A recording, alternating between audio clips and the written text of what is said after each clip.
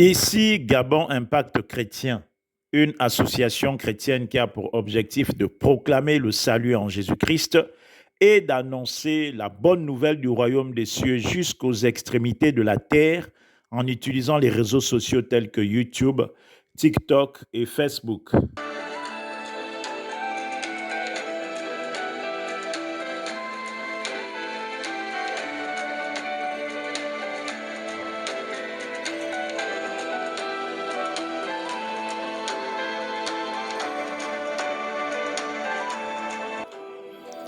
Bien-aimés dans le Seigneur, nous sommes dans la joie de vous retrouver encore aujourd'hui pour annoncer la bonne nouvelle du royaume des cieux. Le thème de notre jour est intitulé « Demeurons constamment dans sa présence ». En effet, la parole nous dit dans Jean 3, au verset 17, que Dieu en effet n'a pas envoyé son Fils dans le monde pour qu'il juge le monde, mais pour que le monde soit sauvé par lui. Autrement dit, il n'y a pas une autre voie de sauvetage pour les humains, si ce n'est Jésus-Christ. Jésus-Christ est donc venu pour nous sauver de la condamnation, de la malédiction et de la mort, en fait qu'en croyant en lui, nous ayons la vie éternelle. Mais pendant notre vie sur la terre, bien-aimés dans le Seigneur, la volonté de Dieu est que nous puissions vivre constamment dans sa présence. Car il nous a sauvés pour qu'en étant dans sa présence, nous ne nous laissons pas séduire et que dans sa présence, nous puissions déployer le royaume des cieux sur la terre. Nos aïeux Adam et Ève ont été séduits dans le jardin d'Éden par le serpent et ils ont désobéi à l'instruction de Dieu. En mangeant le fruit défendu, Dieu les a jetés hors de sa présence.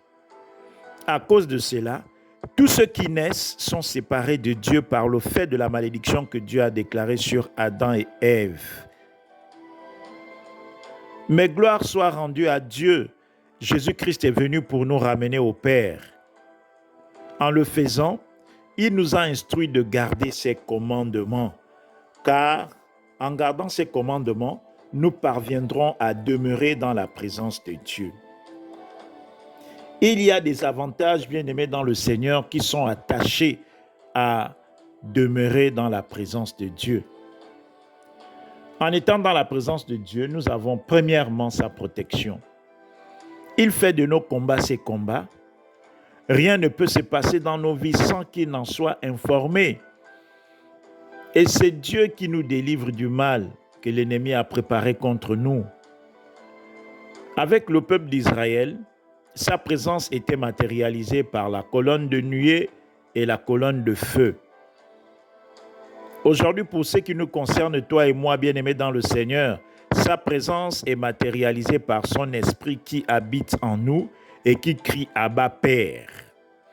Son esprit s'appelle le Saint-Esprit. Il vit en nous. Il nous avertit des complots de l'ennemi pour que nous ne puissions pas tomber dans le piège. Il est celui qui nous avertit de tous les pièges que l'ennemi nous avait tendus sur le chemin pour que nous puissions prendre autorité et anéantir le mal par la prière ou invoquer Dieu pour qu'il intervienne. Deuxième avantage, bien-aimé dans le Seigneur, de demeurer dans sa présence, c'est que nous avons la victoire sur nos ennemis.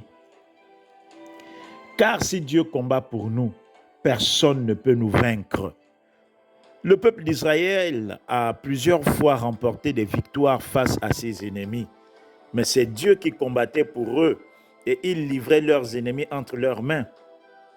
Cette victoire que Dieu nous donne s'étend à tous les défis de notre vie, tels que la maladie, la pauvreté, la limitation, etc. Bien-aimés dans le Seigneur, le troisième avantage que nous avons en demeurant dans la présence de Dieu, c'est la bénédiction.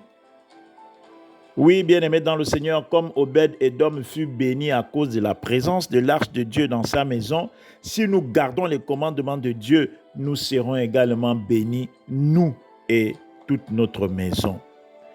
Pour finir, si nous voulons atteindre la destinée que Dieu nous a réservée, nous devons être dans sa présence constamment. Et pour y arriver, nous devons méditer la parole de Dieu et la mettre en pratique tous les jours de notre vie sur terre. Si tu mets en pratique cette parole, je t'assure, tu verras la gloire de Dieu.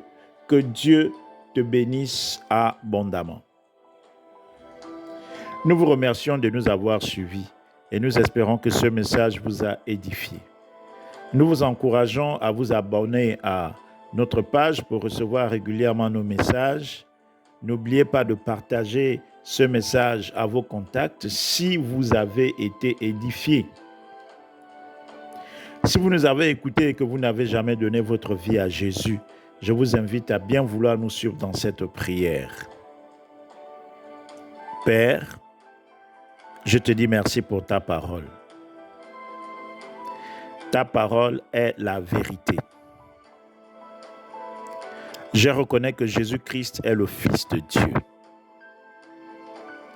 Il a donné sa vie afin que quiconque croit en lui ne périsse point, mais qu'il ait la vie éternelle.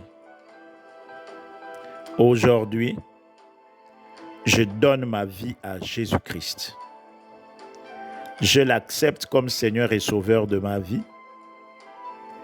Père, pardonne mes péchés. Purifie-moi par le sang de ton Fils Jésus-Christ et conduis-moi par ton Esprit Saint. Au nom de Jésus-Christ.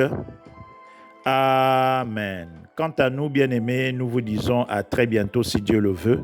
Que Dieu vous bénisse abondamment.